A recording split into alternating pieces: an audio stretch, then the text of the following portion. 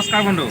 আমাৰ আমাৰ চালকৰ ট্ৰেইনিং আমাৰ বৰ্তমান চলি আছে আৰু আমাৰ এতিয়া বৰ্তমান টাউনত যিটো আপোনাৰ টাউনত কেনেকৈ ধৰণে গাড়ী চলাব লাগে সেই ধৰণে গাড়ী শিকাই থকা হৈছে আৰু আমাৰ চালকৰ আসনত এজন লাগি আছে। এখেতৰ মোটামুটি কমপ্লিট হৈছে। এতিয়া আৰু অলপ আৰু ধৰক 2-3 দিনৰ ভিতৰত কমপ্লিট হ'ব। এতিয়া সুন্দৰকৈ আপোনাৰ টাউনত গাড়ী চলাব পৰা হৈছে, আপোনালোকে দেখা পাইছে। সেয়েহে আমাৰ যিসকল নিবনুৱা যুৱক আছে এনেকৈ শিকাবলৈ চেষ্টা কৰি আছোঁ। আপোনালোকে আশীৰ্বাদ কৰি যাব। যিখিনি মানে মোৰ ফালৰ পৰা কৰিব লাগে মই কৰিবলৈ চেষ্টা কৰিছোঁ। আৰু যিহেতু আমাৰ লকডাউনৰ কাৰণে গোটেই ভাৰতবৰ্ষত আগতে আপোনালোকে মোৰ যিবিলাক ভিডিঅ' পাইছে আপোনালোকে গম পাইছে। মই এই প্ৰচেষ্টাটো বহুত আগৰ পৰা লৈ আছিলোঁ। দুজনকৈ এনেকৈ কমপ্লিট হৈ আছে।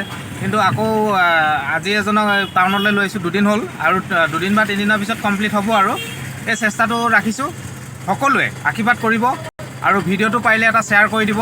যিসকল নিবনুৱা যুৱক আছে যোগাযোগ কৰি এই ক্ষেত্ৰত আগবাঢ়িবলৈ মই অনুৰোধ কৰিলোঁ। যিসকল আমাৰ এতিয়া অসমত বাহিৰৰ চালকে আহি প্ৰায় গাড়ী চলাই আছে, 15,000 বা 16,000 টকা দৰমহা খাই আছে। এই ক্ষেত্ৰত যদি আমাৰ অসমীয়া নিবনুৱা ল'ৰা যুৱকে এই কামত যদি সফল হয় তো খুব এটা ভাল কথা।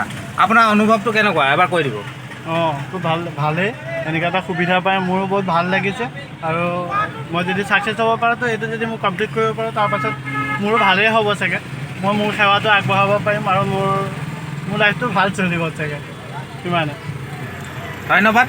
আজি বিশেষকৈ আপোনালোকক নকওঁ আৰু পিছলৈ আপোনালোকে ভিডিঅ' পাই থাকিব। কিন্তু মই চেষ্টাটো সদায় ৰাখিছোঁ বহুত দিনৰ পৰা। যিসকল আমাৰ অসমীয়া যুৱক যুৱতীসকলক মই এইটো প্ৰচেষ্টা ৰাখিছোঁ, হাতত ৰাখিছোঁ। আৰু সকলোকে মই অনুৰোধ কৰিছোঁ যিসকলে মিস্ত্ৰী শিকে মিস্ত্ৰী কাম শিকক 4-5জনৰ ওচৰৰ।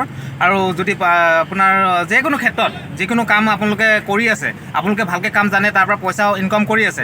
আমাৰ যিবিলাক বাহিৰৰ পৰা ঘূৰি আহি নিবনুৱা ল'ৰা আছে এই ল'ৰাবিলাকক যাতে আপোনালোকক কামটো শিকায়, কামত লগাই আমাৰ সেনেকৈ অসমখন ভাল হ'ব বুলি আমাৰ আশা কৰিলোঁ। যিহেতু আমি সদায় যদি গভৰ্ণমেণ্ট পঢ়ি শুনি আমি গভৰ্ণমেণ্ট কামৰ বিচাৰি আমি পিছে ঘূৰি থাকোঁ, কিন্তু আমাৰ তেনেকৈ সফল নহ'ব, আমাৰ সময়বিলাক পাৰ হৈ যাব। সেয়েহে এই কথাটো মই আপোনালোকক অনুৰোধ কৰিছোঁ আৰু শ্বেয়াৰ লাইক কৰিব আৰু আমাৰ নিবনুৱা যুৱকসকল আগবাঢ়ি যাওক, তাৰে এই কামনা কৰি ভিডিঅ'টো ইয়াতে সমাপ্ত কৰিলোঁ। জয় আই অসম।